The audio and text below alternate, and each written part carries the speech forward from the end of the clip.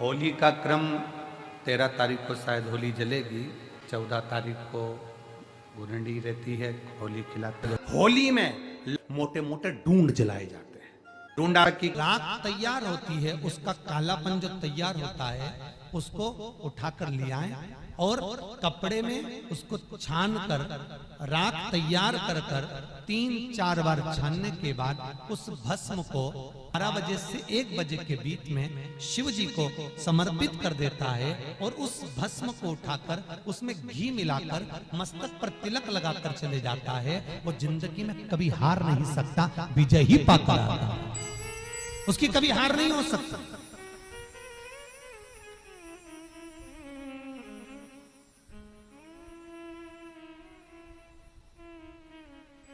वो कभी हार नहीं सकता। शिव महापुराण की कथा कहती है वो भस्म विजयता को प्रदान करती है। आपको किसी से नहीं करना, किसी के हाथ नहीं जोड़ना, केवल वो भस्म का तिलक लगाकर जिससे आपका काम निकालना है उसके सामने पहुंच जाइए, आपको सुख का अनुभव हो जाए, कार्य सिद्ध। तो भस्म इतनी प्रबल हो गई। पूरी कहानी गलत बताई। अगर दुनिया के लोग सही कहानी बताते तो भतीजा और बुआ का संबंध खराब नहीं होता। कहानी गलत थी ना। लोगों ने कहा, हिरण्यकशिपु ने अपनी बहन से कहा, बहन तू अपने भतीजे को गोदी में रख कर बैठ जा और चादर ओढ़ कर बैठ जाना, तू बच जाएगी, तेरा भतीजा जल जाएगा। तो बुआ भतीजे को जलाने के लिए गोदी में लेकर बैठी। बोलो सही है कि गलत है? लोगों ने कहानी गलत बताई। होली का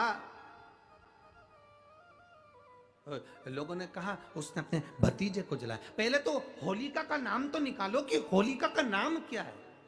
कथा वालों ने कह दिया हिरण्यकशिपु की बहन थी होलिका, वो अपने भतीजी प्रहलाद को गोदी में लेकर बैठ गई। वो प्रहलाद को हाथी के पांव के नीचे डाला, खोलते तेल में डाला, अग्नि में डाला, इसमें डाला, उसमें डाला, नहीं मरा। आखिरी में अपनी बहन से कहा होलिका तो अपने भतीजे को गोदी में लेकर बैठ जा। पहले उस होलिका का असली नाम तो लाओ, जिस होलिका का नाम विष्णु पुराण में डूंडा लिखा है।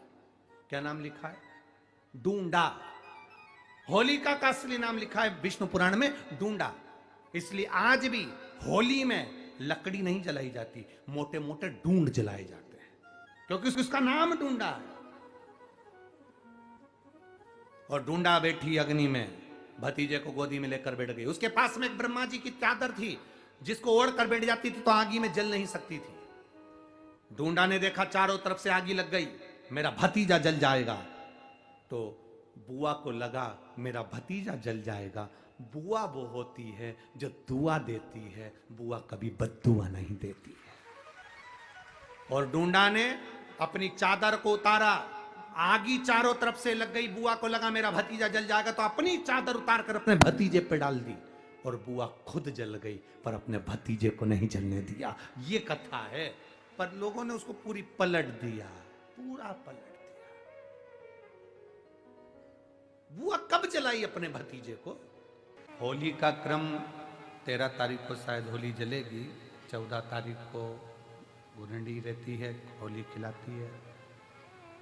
पिछले वर्ष थोड़ा सा होली का क्रम रहा, तो अब की बार सब जगह की होली में ना जाते हुए केवल एक होली, वो भी सीहोर की, वो 15 तारीख को महादेव की होली, मार्च को महादेव की होली।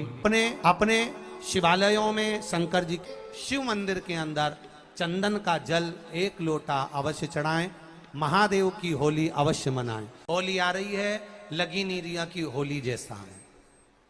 दिवाली आती है तो लगता ही नहीं कि दिवाली जैसा है, राखी आती तो लगता ही नहीं राखी जैसा है। सारे त्योहार फीके हो गए गुरुजी। हमने कहा त्योहार फीके नहीं हुए, त्योहार का कलर फीका नहीं हुआ, त्योहार का रंग फीका नहीं हुआ है, बस त्योहार वही है, गुलाल वही है, मिठाई वही है, गुजिया पपड़िया वही है, खुरमे चकरी वही है, पपड़िया वही है, गुजिया वही है, इंसान वही है।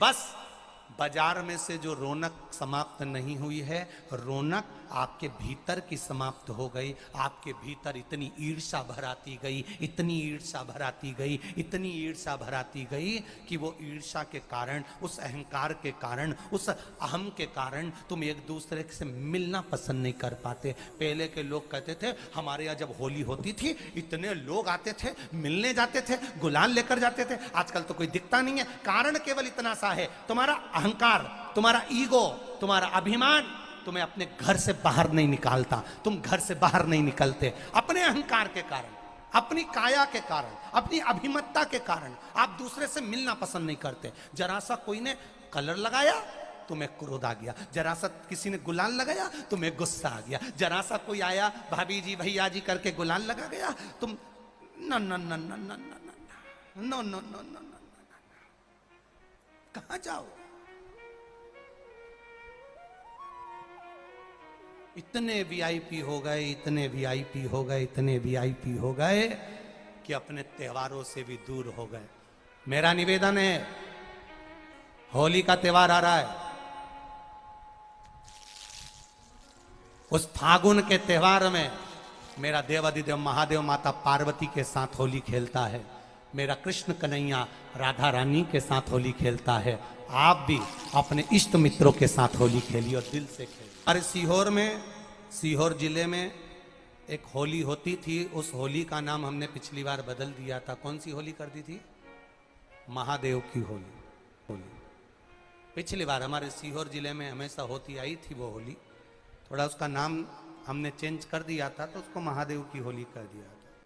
मेरे सीहोर जिले के रहने वाले सभी रहवासियों से, जिले भर के निवासियों से निवेदन करना चाहूंगा, वो पुरानी होली को बंद कर महादेव की होली नाम दिया गया है। शिव मंदिर में जाना है, चंदन का जल शिव जी को 1 लोटा चढ़ाना। एक बात अपनी जिंदगी में उतार कर रखो, शंकर भगवान को घी का दिया भी लगाओ तो तुम्हारे घर में जो असली घी हो, थोड़ा सा भले 1 बत्ती लगाओ, भले इतनी सी बत्ती जलाओ, पर असली घी की जलाओ। शिव जी को अगर चंदन भी लगा रहे हो तो असली लगाओ।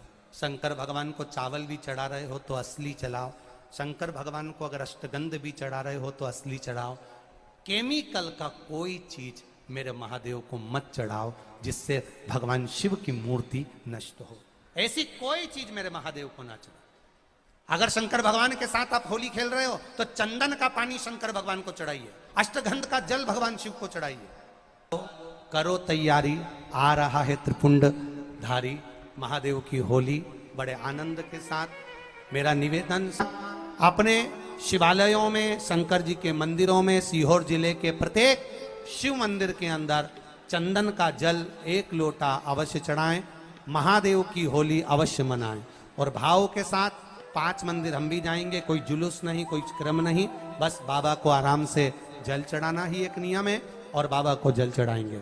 आप सब बड़े आनंद के साथ महादेव की होली का स्मरण करिए। महादेव की होली के दिन बेलपत्री की जड़ के नीचे जाकर प्रयास करा करो कि लाल चंदन का जल, लाल चंदन को घिसकर कलश में उस चंदन को डालकर जल भरकर उसको बेलपत्री की जड़ के नीचे सींचन करने का प्रयास करा करो। है कि धीरे धीरे कर कर वो दुख समाप्त होगा, वो दुख कटेगा ही। एक बहुत ध्यान देने वाली बात है कि अगर मान लो कि कहीं पैसा अटक गया है, नहीं आ रहा है, बहुत अथक प्रयास कर लिया, चंदन का जो जल होता है ये व्यक्ति के जीवन में जो धन कहीं रुक गया, अटक गया, नहीं दे रहा, बेलपत्री के वृक्ष के नीचे, जड़ के नीचे सींचन करने से वो प्राप्त होगा। अथर्ववेद में वर्णन किया गया कि पीपल के वृक्ष की जो जड़ होती है, बेलपत्री के वृक्ष की जो जड़ होती है और आंवले के वृक्ष की जो जड़ होती है, इसके नीचे स्वर्ग का निवास होता है। किसका निवास है? स्वर्ग का निवास। जहां पर ये वृक्ष होता है और उस वृक्ष के नीचे बैठकर हम जब किस जल का सींचन कर रहे हैं। जैसे अभी आपको कहा था कि जल में अगर लाल चंदन मिला हो और आप बेलपत्री के जड़ में सींचन कर रहे हैं तो लक्ष्मी की आवक बढ़ेगी। कहीं पैसा अपना अटक गया, नहीं आ रहा, आएगा। पीपल की जड़ में इत्र का जल, पीपल की जो जड़ होती है उसमें इत्र का पानी, थोड़ा सा जल उसमें थोड़ा सा इत्र का भाग हो महाराज, और आप भगवान पीपल देव पिपलेश्वर महादेव का स्मरण कर कर पीपल की जड़ में अगर जल चढ़ा रहे हैं, और मान लो शरीर में कोई कष्ट हो गया है, शरीर में कोई रोग हो गया है, कोई मालूम पड़े ये हाथ 4 दिन से दुख रहा है, या 4 दिन से ये नस दब गई है, या ये कमर दब रही है, तो आप 2-4 दिन कर देखो। कलश के अंदर जल, जल में इत्र का थोड़ा सा भाग, पीपल की जड़ के नीचे आप उसका सींचन करिए पिपलेश्वर महादेव के नाम से। उस जल को थोड़ा सा भाग लेकर आ जाओ उसी में से जो चढ़ाया है, और उस स्थान पर जहां कष्ट है उसको लगाना प्रारंभ करिए। 2 दिन 3 दिन कर देखो। प्रैक्टिकल करने में क्या जाता है, सियोर वाला महाराज झूठ बोल रहा हो तो। कभी कभी अगर ऐसा लगे जीवन में कि दुख बहुत ज्यादा आ गया है, बहुत तकलीफ आ गई है, तो लाल चंदन को घिसकर उस लाल चंदन का लेपन भगवान शंकर पर कर कर फिर पानी चढ़ाओ। अगर कोई संकट भारी है और नहीं कट रहा, जैसे किसी नारी का गर्भ नहीं ठहर रहा, 15 साल हो गए, 20 साल हो गए, 25 साल, जैसे इसने लिखा एक माता ने कि 18 साल की बेटी हो गई थी पर संतान में पुत्र नहीं, तो उसने भाव से कथा सुनी। ऐसे आपके भीतर अगर 20 साल हो गए, 25 साल हो गए, 30 साल हो गए, संतान का सुख ही नहीं है, लाल चंदन का लेपन बाबा भोलेनाथ पर करना प्रारंभ करो। पीठिका पर लाल चंदन का लेपन करना प्रारंभ करो। लाल चंदन से बाबा का श्रृंगार करना प्रारंभ करो। एक बेलपत्री पर लाल चंदन, दोनों पत्ती नीचे वाली, जो नीचे की जो 2 पत्ती होती है इस पे लाल चंदन, और बीच वाली पत्ती पर पीला चंदन लगाकर बाबा के शिवलिंग को समर्पित करिए। बाबा से प्रार्थना करिए, रोज प्रार्थना करो। परंतु एक बात का स्मरण रहे, 25 साल हो गए, 20 साल हो गए, 30 साल हो गए, संतान नहीं, तो पहले जल से अभिषेक कराना, अभिषेक कराकर उस जल का आचमन करने के बाद हाथ को खासा करना, धोना, उसके बाद में फिर वापिस बाबा का स्नान कराओ, फिर चंदन का लेपन कराओ, फिर 1 लोटा जल चढ़ाकर बाबा का स्नान कराओ। बाबा का बड़ा सुंदर भाव से लाल चंदन से जो अभिषेक करता है, बाबा को लेपन कर कर फिर जल चढ़ समर्पित करता है, निश्चित है उसकी गोदी मेरा देव अधिदेव महादेव जरूर भरता है। ये निश्चितता है। हम तो बेटियों से भी कहते हैं, जिसका विवाह नहीं हो रहा हो, 25 साल, 30 साल, 27 साल, 28 साल, 32 साल, 40 साल हो गए हो, नहीं हो रहा हो बेटा बेटी का विवाह, उसे लाल चंदन का प्रयोग अशोक सुंदरी वाली जगह पर 7 बिंदी लाल चंदन की लगाकर 7 बेलपत्र 7 बिंदी पर रखिए, और महाराज अपनी कामना कर कर भगवान से आइए। बाबा देगा, करेगा, 3-4 महीने में विवाह पक्का करेगा। ये लाल चंदन की महत्वता है। शिव तत्व। रोग बढ़ गया, बेलपत्री के वृक्ष के नीचे दीप लगाना प्रारंभ करो। बाबा से विनती कर कर घी का दिया लगाइए बेलपत्र वृक्ष के नीचे, बाबा से निवेदन करें, रोग निवारण।